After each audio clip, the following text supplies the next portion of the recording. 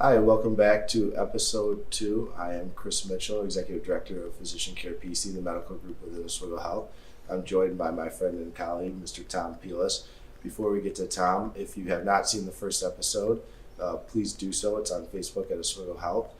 We introduced the space that we're currently standing in is the Center for Orthopedic Care at Oswego Health. We're in the Fulton Medical Center as it stands right now, in the old emergency department at ALE Memorial Hospital.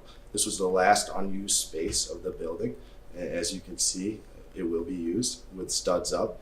Sheetrocking will begin on Monday, and Tom will talk a little bit more about the schedule in a second. But I was also joined with Dr. Michael Diaz, our newest addition to the orthopedic surgery team, who has joined us in December of 2018. He's a total joint specialist and one of the first orthopedic surgeons to do robotically assisted total joints in central New York. So please check that episode out if you haven't seen it already. But on to episode 2. So Tom, you joined us from SUNY Upstate, having spent 10 years there and done several big projects, including the Golisano project and the Children's Hospital and the Cancer Center. So can you tell folks a little bit about your time there at Upstate? Sure. Well, while I was at Upstate, I was responsible for all of the capital projects, and there were many going on at any one time, but the two marquee projects were the Children's Hospital and the Cancer Center.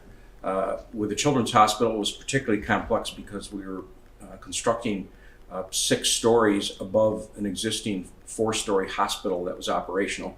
And for the Cancer Center, it was a very large facility that was built on a postage stamp plot of land and had to be connected to an operating hospital. So they were quite complex jobs to keep the operation going as well as the construction.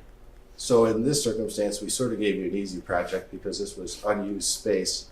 Kidding, of course, but we gave you an aggressive timeline. Can you tell us a little bit about the design-build process and how you manage that timeline? Sure. This is a very compressed time frame. So what we've done is implemented a fast-track design-build delivery method. Fast-track design-build means that the design is sequenced in a manner based on the delivery of materials. So if you have a long lead piece of equipment, such as the rooftop unit for HVAC, we design that well before we design the ductwork that it gets connected to, as an example. So it's a very different sequence. We're well under construction, as you can see, but the design is not complete.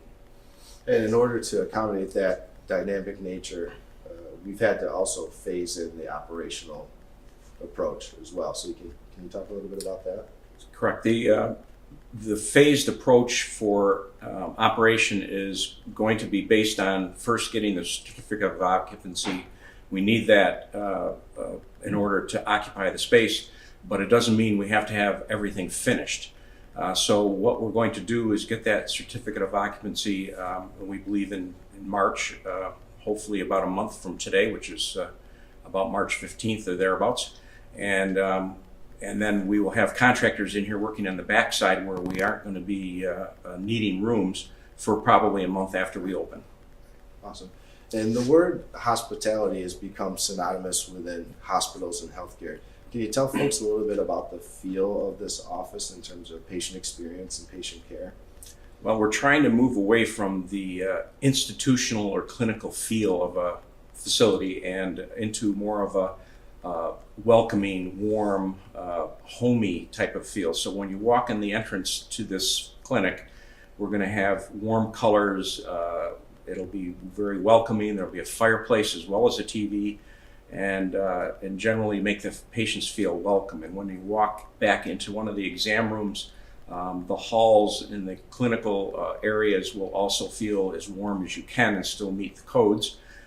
With accent walls and paintings or pictures or photographs, I should say, to just make people feel like they're important. That's great. So again, if you did not have a chance to see episode 1, please check it out, Oswego Health Facebook page. I was joined with Dr. Michael Diaz. This is episode 2. In episode 3, we'll be joined by our newest addition to the orthopedic surgery team, Dr. Greg Keller, who's joining us from Arizona. And thereafter, we'll be joined by other members of the practice, and we'll invite the builder, Dan Vi, as well. So we're excited to bring you many more episodes, and great progress here at the Center for Orthopedic Care by Oswego Health at the Fulton Medical Center. Thank you.